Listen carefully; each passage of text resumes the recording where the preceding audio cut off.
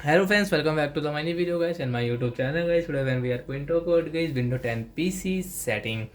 Today video title guys this window guys, this dashboard guys, this taskbar guys. How can we hide? Friends, you want to hide guys this taskbar setting so that you can hide easily. And friends, now let's see how to hide. Today friends, I will show you. I will tell you in this video guys. So first of all guys, we will refresh it. After refresh guys, you can see this. First of all guys, set your cursor here and guys the taskbar guys, right click taskbar setting, we will on it.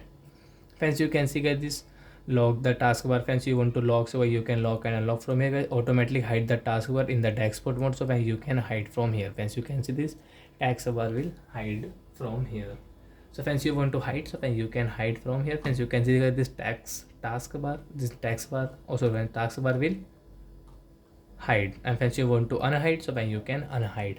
So like that guys, you can hide, you want to unhide, so you can hide and unhide from here your taskbar in your Windows 10 PC. So that's it guys. Thanks for watching the video guys. I hope friends you understood how to hide taskbar in Windows 10 PC. So bye guys.